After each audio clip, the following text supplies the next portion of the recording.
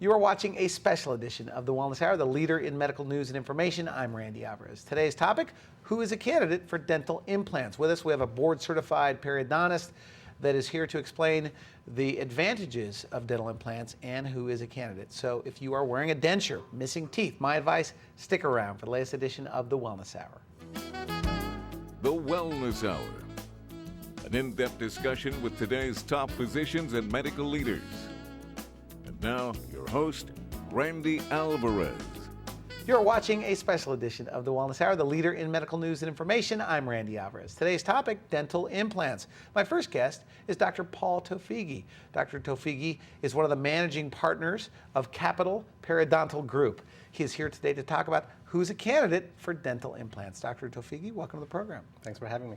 Now, before we get into today's topic, let's talk about your background, your training. What makes you an expert on the subject of dental implants? Well, being able to do implant dentistry requires extensive training. Of course, in our program, when you become a periodontist, you of course. Yeah, what does that mean to become a periodontist? Yeah, after finishing your schooling, which is approximately about 4 years of dental school, you have to go to a specialty program, which is usually a 3-year program, and they've actually added 1 year for implants. That's has been incorporated. So after dental school. That's after dental school. Okay. That's correct.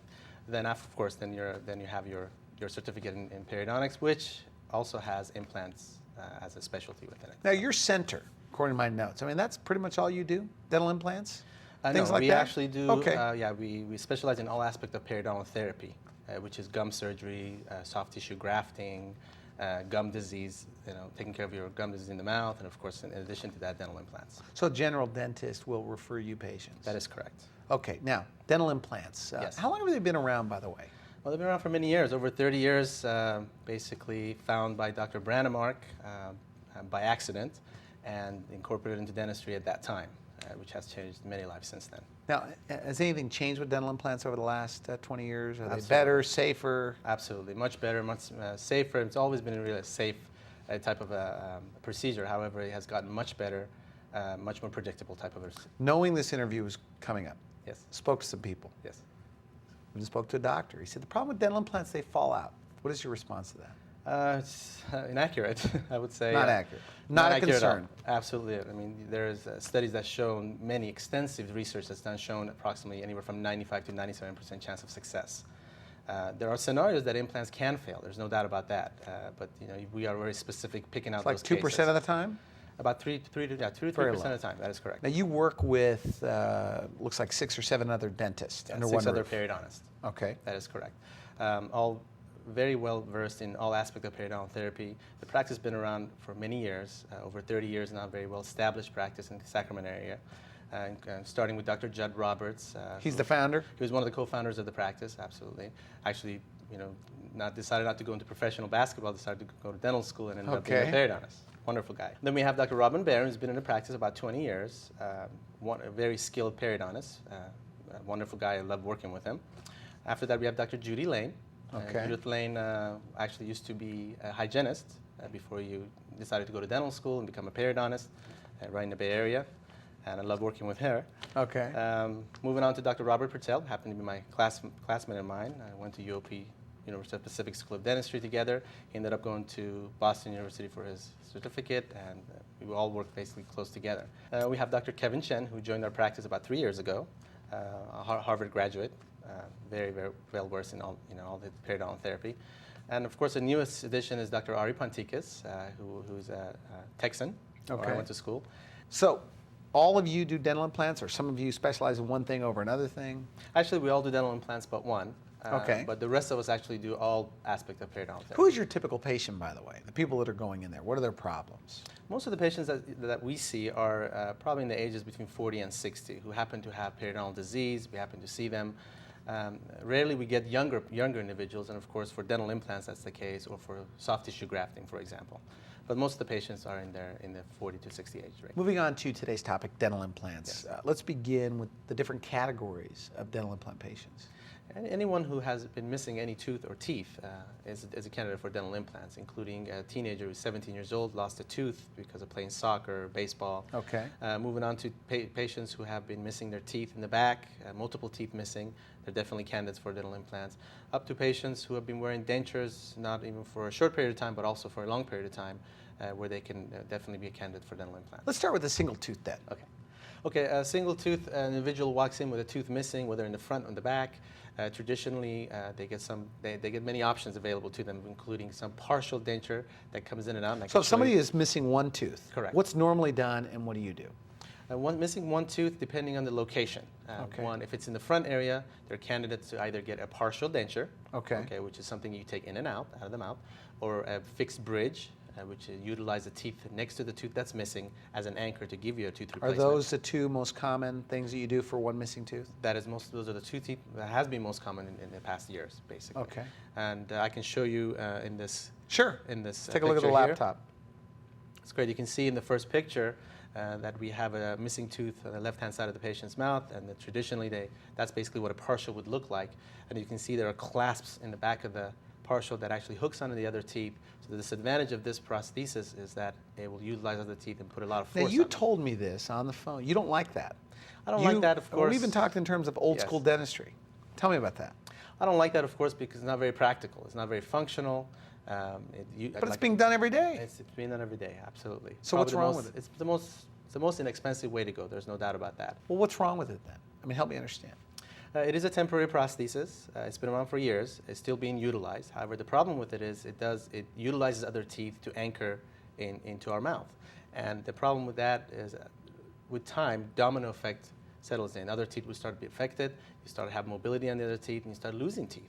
Well, let me ask you this question. Okay, anticipating this interview. Yes. Over 20 million Americans are wearing dentures. Correct. Starts with one tooth and moves on. So you think things like this? Things like this could. Of course, most of the patients who end up being denture wearers have multiple teeth that are missing, end up having partial dentures to replace their teeth. Single tooth is not as bad as it would be. But ideally, if this was a friend of yours Absolutely. and they said, should I get a partial or should I get a dental implant? Absolutely dental implant. There's Always no a doubt. dental implant. Always a dental implant. Absolutely. How long do they last? Implants can last forever. Can last Like as your long as your lifetime. regular teeth? That they absolutely can, as long as it's taken care of. Basically, dental implants utilize our bone to be anchored in. It's a small titanium screw that's placed into the jawbone, which replaces the root of the tooth that you've lost.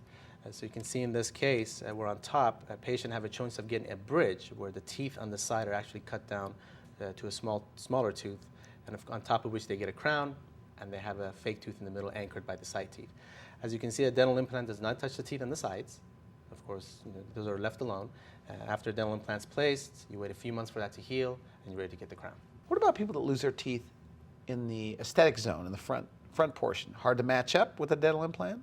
It can be hard to match up, but it's definitely possible and it's doable. We've been doing it for years. That's why it requires a lot of technique-sensitive procedures that we're trained to do. Okay. For example, you see a case like this, where this individual walked in with a tooth that so what's going on here? This individual actually has a tooth. It's actually inverted in towards the roof of his mouth, so it appears that he has been missing a tooth for a long time.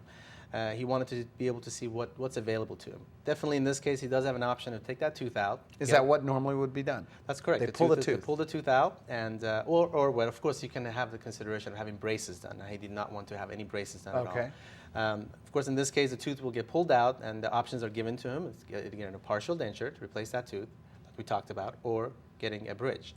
In this case, we went ahead and pulled the tooth out and immediately placed an implant for him, and you can see down the line.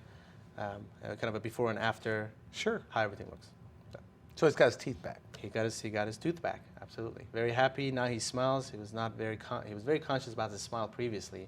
Now he has no problem smiling at all. So the clear advantage then with a dental implant over a bridge is what? Clear advantage is, of course, the teeth that are next to the missing tooth area is not being cut down to a small tooth. So what am I looking at in that picture? Now, what you can see over here is those are teeth. Those are teeth that are being cut down to a small piece to receive a crown. So you shave them off. We shave them off. Carve them in a little post. That is correct. So one tooth problem has become 3 teeth problem, basically a 2 teeth problem. Right. And of course, I mean, how bad is that on the teeth, by the way?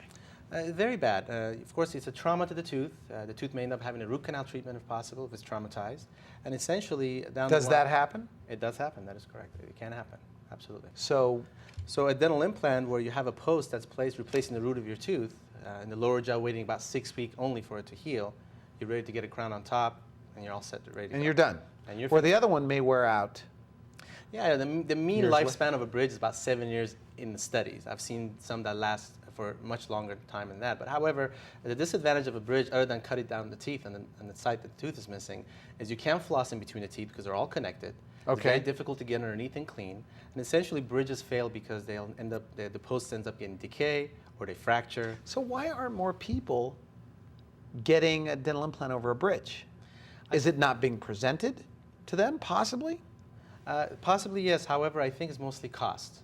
Okay. And of course, it's a wrong notion for individuals out there that they think it's a very costly procedure to go through. But in the long run. Yes. In the long run, there's absolutely no comparison. No So comparison dental at all. implants are less in the long run. They could, absolutely. Is that Absolutely. right? Absolutely. If there's a problem in dentistry, and I know you work a lot with general dentists, Yes. I mean, they give you the patients. Yes. But overall, let's say not in Sacramento, but just overall in the world of dentistry, is it that maybe the public isn't being exposed to all of their options? Maybe dentists possibly are prejudging their patients and not saying, you know what, a dental implant's a little bit more, but it'd be better.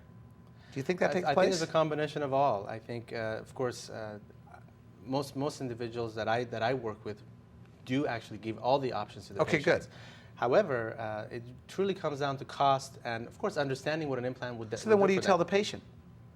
To spend a little bit more, get the right thing done? Basically, it's really a matter of them understanding the value of implants long term. Exactly what you said. And overall, it's always less. Overall, it's always less. Okay, we're going to take a quick break. We come Okay. back, we're going to move on to what you can do for the denture wear. Okay, great. Okay? Thank you. You're watching The Wellness Hour, the leader in medical news and information. I'm Randy Alvarez. We're here with Dr. Towfighi, board-certified periodontist. We're talking about who's a candidate for dental implants. My advice, stick around. We'll be right back.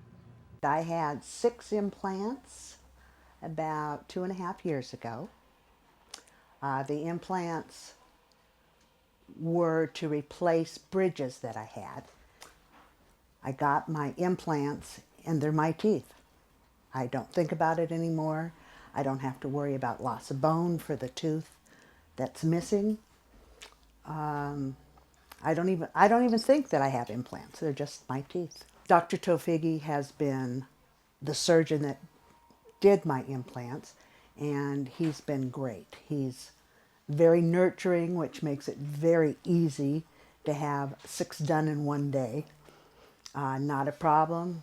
Used IV sedation and a couple pain pills the next day, and it's been wonderful. I was eating a breadstick the other day that I got in North Beach, and I thought to myself as I was eating it, it occurred to me, as it's occurred several times since the spring, that I've never enjoyed eating things like that since I had my accident in my jaw back when I was in my 20s.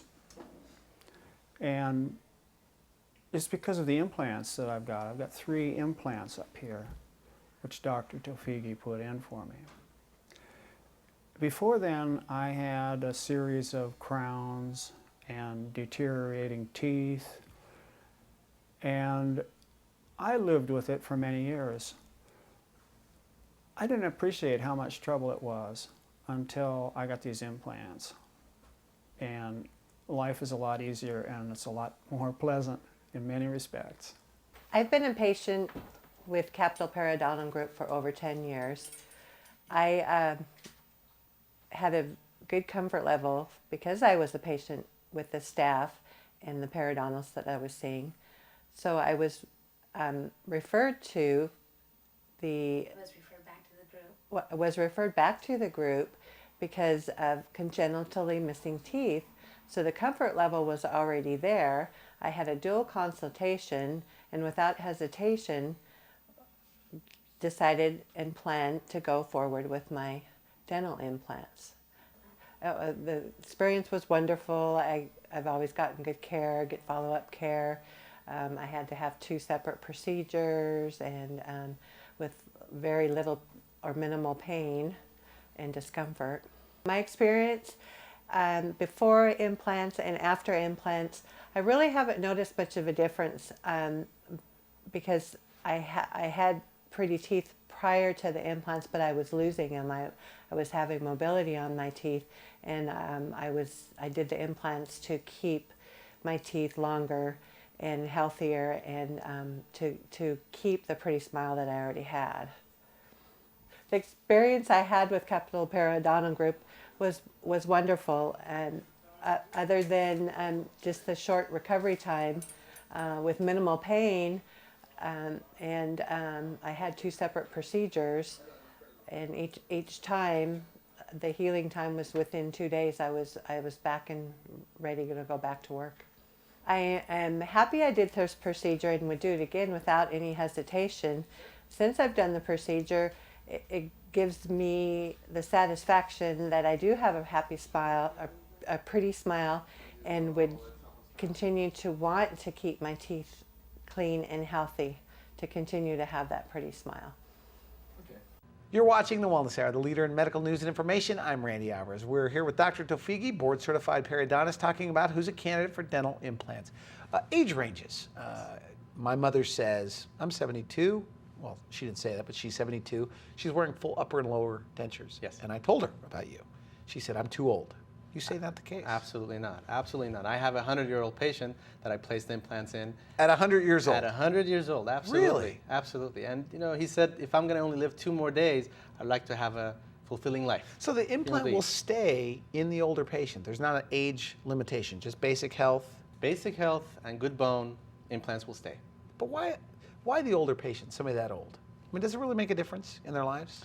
It does make a huge difference, I believe. Most of these patients that come into our practice have been wearing dentures for 30 years, never have any taste anymore for the food. They're not functional. Why? They're not able to. How does it affect their taste? Of course, on the roof of the mouth, you have an entire acrylic type of a denture that covers the roof of the mouth. Okay. And the tongue usually depresses the food against the roof of the mouth to be able to get the taste. And now you're depressing against some plastic. So the taste is gone. The functionality is completely out the door, unfortunately.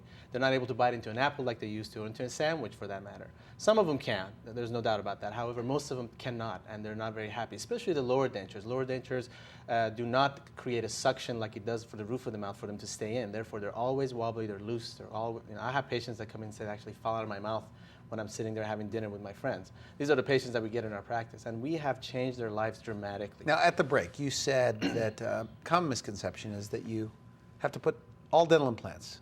Absolutely not the case. Not the case Is that at all. right? And you can see in this picture, with just 2 implants in the front area of your jawbone, you'll be able to get that loose denture to be fitting very well. So into just the mouth. 2 implants? Just 2 implants. So would be a somebody start. watching this with a denture, 2 implants, and what, it snaps in? That is correct. Snaps in right into place. It takes the wobble away. You'll be able to have it stay very sturdy in there, not for it to move around.